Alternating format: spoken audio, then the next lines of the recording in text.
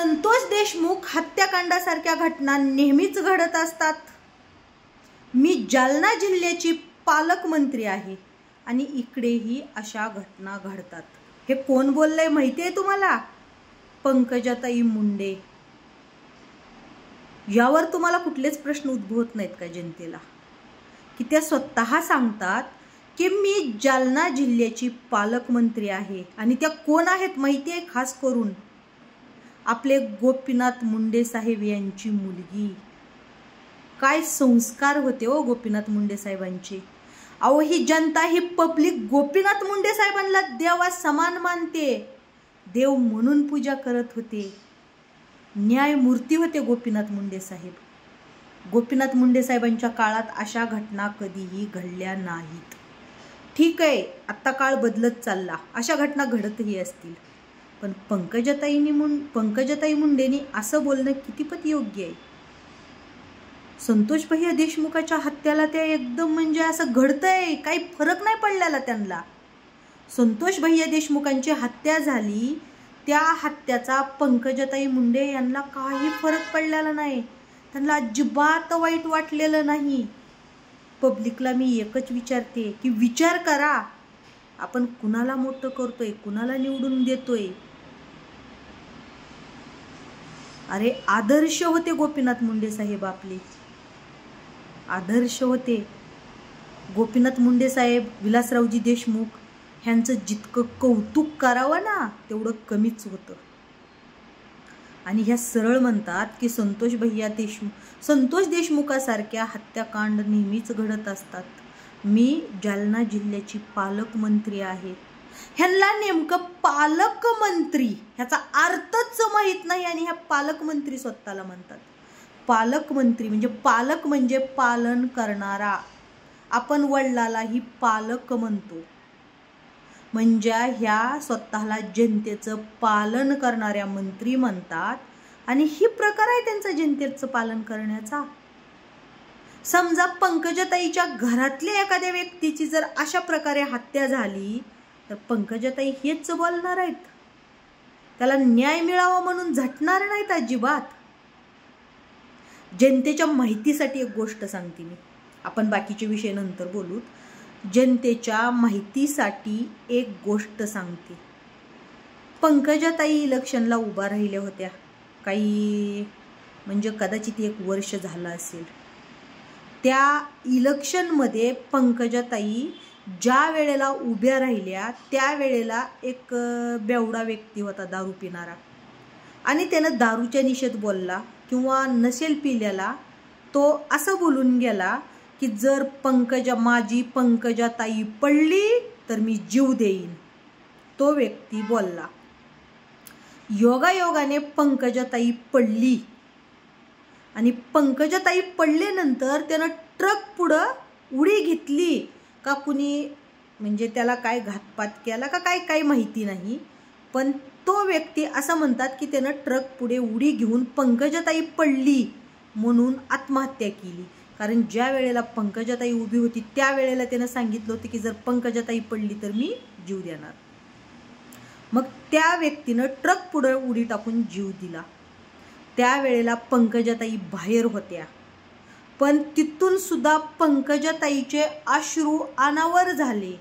पंकजाताई त्या कुटुंबाला भेटायला गेल्या आणि त्या कुटुंबाला भेटायला गेल्यानंतर पंकजाताई तिथं रडल्या।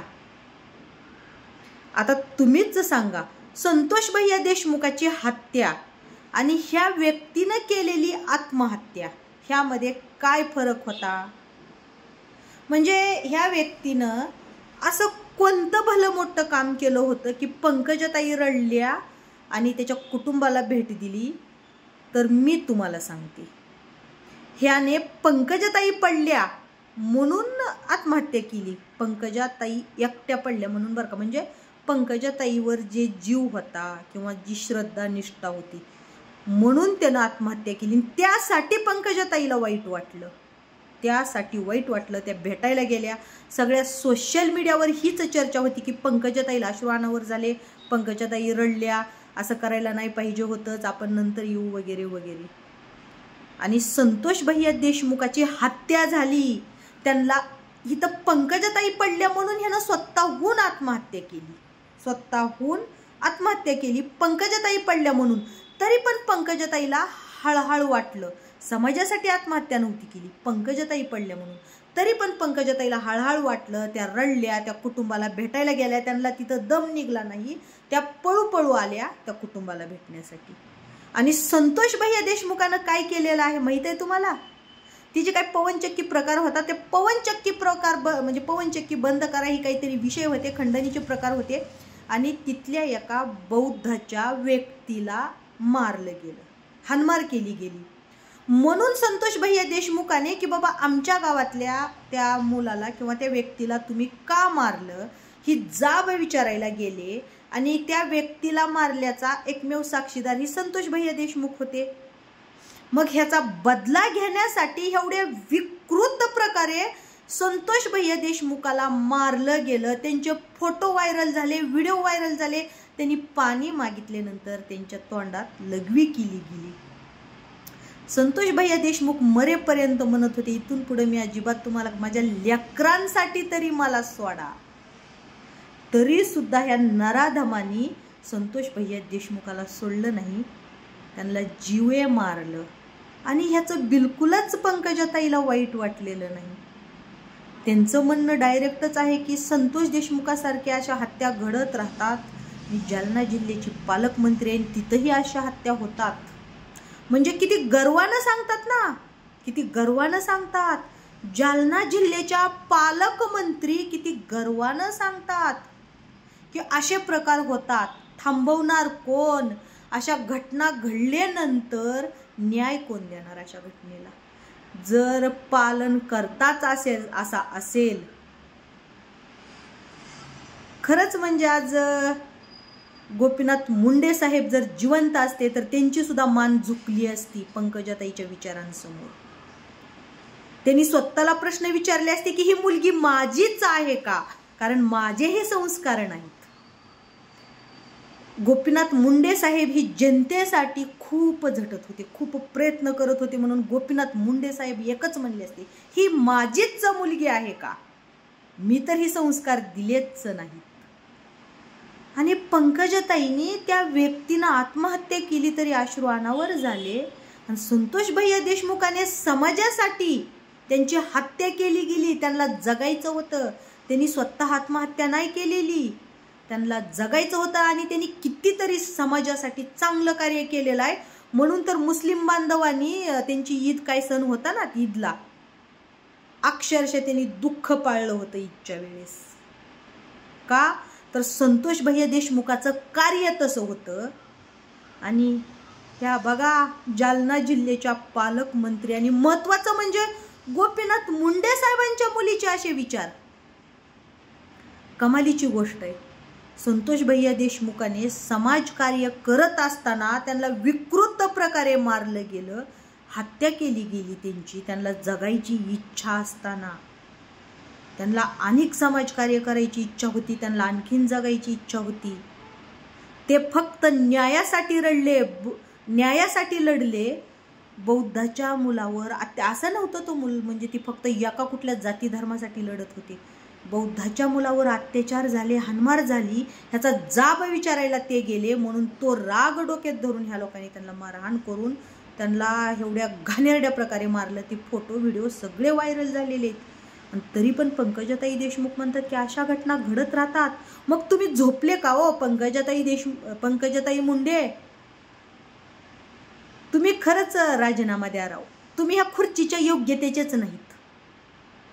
तुम्ही आपलं चूल मूल संसार करत बसा, तेच बरं पडेल तुम्हाला. कारण समाजामध्ये असा अन्याय झाल्यानंतर सुद्धा जर तुमचं हे बोलणं असेल तर काय उपयोग आहे तुमचा? कुठले विचार आहेत तुमचे? कधी तुम्ही म्हणताय आम्ही कोयते काढू, कधी तुम्ही म्हणताय की अशा म्हणजे तुमचा द्वेष फक्त मराठा लोकांसाठी आहे का? स्पष्ट तेच दिसतं. मागं पण तुम्ही हीच बोलले होते अगदा की आम्ही कोयते काढू किंवा कोयते काढा असं काहीतरी तुम्ही व्यक्त झाले होते. आणि आता तुम्ही बोलतेत की संतोष देशमुखांसारख्या हत्या होत राहतात. मी जालना जिल्ह्याची पालकमंत्री आहे, तिथेही अशा घटना घडतात. तुम्हाला मजा येते का हो अशा घटना बघायला? म्हणजे तुम्ही एवढ्या सहजतेनं सांगून टाकलं. तुम्ही असं नव्हते म्हणू शकत का की इथून पुढे अशा घटना घडणार नाहीत, अशा व्यक्तींना, जे अशा घटना घडवतात अशा व्यक्तींना कठोरात कठोर शिक्षा झाली पाहिजे, म्हणू शकत होते तुम्ही. तुम्हाला तुमच्यासाठी, तुमच्या वैयक्तिक तुम्ही पडले म्हणून तुमच्यासाठी एका व्यक्तीने आत्महत्या केली की पंकजाताई पडल्या म्हणून, तर तुम्हाला त्या व्यक्तीची किती हळहळ व्यक्त केली तुम्ही, किती हळहळ वाटलं. तुम्ही तिथून पळत आले त्या कुटुंबाला भेट द्यायला, आणि संतोष भैया देशमुखांना समाजासाठी मारलं गेलं, अन्याय थांबवण्याचा प्रयत्न करत होते म्हणून मारलं गेलं, त्यांची हत्या केली गेली, त्यांनी आत्महत्या नाही केली. तरी सुद्धा तुम्हाला ह्याची काहीच हळहळ वाटली नाही, तुमच्या डोळ्यात अश्रू नाही आले. म्हणजे जर तुम्ही तुमच्यासाठी कुणी झटलं तरच तुमच्या डोळ्यात अश्रू येणार, तुमच्यासाठी कुणी जीव दिला तर तुम्हाला तिथं सांत्वन करावं लागणार, फक्त तुमच्यासाठी वैयक्तिक. पण एखाद्या व्यक्तीने जर समाजकार्य करत असताना त्याची हत्या केली तर तुम्हाला ना हळहळ वाटली नाही, तुम्हाला वाईट वाटलं नाही, किंवा तुम्ही न्यायासाठी उभे राहिले नाहीत. खरंच असं वाटतच नाही की तुम्ही गोपीनाथ मुंडे साहेबांची मुलगी आहेत पंकजाताई, खरंच वाटत नाही. आम्हाला गर्व होता हो काही काळी तुमच्यावर, खूप वेळा वाटायचं की मर्दानी आहे बाबा पंकजाताई देशमुख, म्हणजेच झाशीची राणी आहे, मा जिजाऊसारखी मर्दानी आहे. पण आत्ता आम्हाला स्वतःला आमच्याच विचारावर वाटतंय, अरे आपण कोणत्या व्यक्तीला डोक्यावर चढवत होतो, ज्या व्यक्तीला समाजाशी काही घेणं देणं नाही. एक नंबरच्या जातीवादी आहेत पंकजाताई तुम्ही, एक नंबरच्या जातीवादी. आज मी तुम्हाला विचारते पंकजाताई, तुमच्या घरातल्या एखाद्या व्यक्तीची हत्या झाली असती तर तुम्ही असंच म्हणले असते की अशा घटना होतच राहतात. मी जालना जिल्ह्याची पालकमंत्री आहे, तिथंही असं घडतं, अजिबात न्याय द्यायची काही गरज नाही, अजिबात घडू देत असंच म्हणले असते. खरंच ज्या वेळेला तो कोण व्यक्ती होता, त्याचं सचिन का काहीतरी असंच नाव होतं, त्या व्यक्तीनं तुम्ही इलेक्शनला म्हणजे मतदान झाल्यानंतर त्यानं ज्या वेळेस सोशल मीडियावर सांगितलं की जर पंकजाताई पडली तर मी जीव देईन, त्यावर त्याला वाईट कमेंट केले की बेवड्या असं नको करू तसं.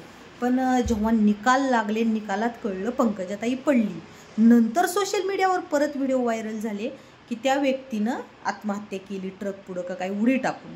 आणि त्यावेळेला जेव्हा तुम्ही धावत पळत आले ना त्याच्या कुटुंबाला भेट द्यायला, आणि तुम्ही रडले ना की भावा असं नव्हतं करायला पाहिजे होतं तू म्हणून, त्यावेळेला आमच्या मनात तुमच्याविषयी ना खूप आदर वाटला होता.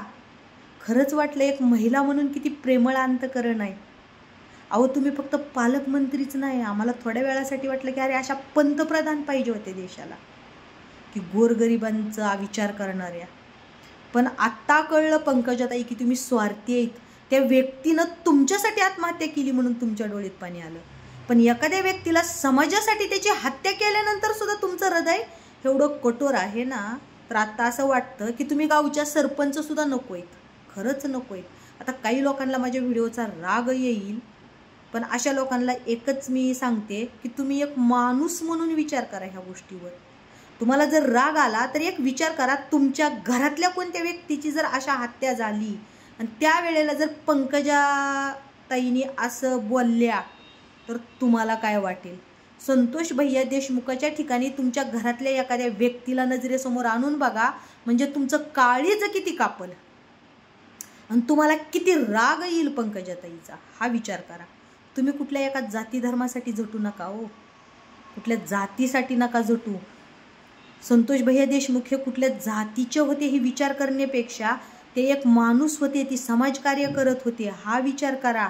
आणि तुम्हाला जर माझ्या व्हिडिओचा राग आला आणि मला वाईट कमेंट करायच्या आधी फक्त तुमच्या जातीचा विचार नाही करता, माणूस म्हणून विचार करा. आणि त्यावेळेला असा विचार करा की संतोष भैया देशमुखांच्या जागी जर तुमच्या घरातला व्यक्ती असता, तुमच्या घरातल्या व्यक्तीला तडपून मारलेले असते, त्यानं पाणी मागितल्यानंतर त्याच्या तोंडात लघवी करत असतील, बेल्टनं मारत असतील, त्याला नागडं उघडं करून मारत असतील तुमच्या घरातल्या व्यक्तीला, तर तुम्ही मग असंच बोलणार का? हा एकदा तरी विचार करा. आणि खरंच पंकजाताई, मी तर देवाला प्रार्थनाच करेल, असा पालकमंत्री नकोच आहे. कुठल्याच जिल्ह्याला नको आहे असा पालकमंत्री. स्वतःसाठी एखाद्यानं आत्महत्या केली तर तिथं जाऊन ती सांत्वन करायचं, आणि जो समाजासाठी कार्य करतो त्याच्यावर मात्र अशा प्रकारची टीका करायची.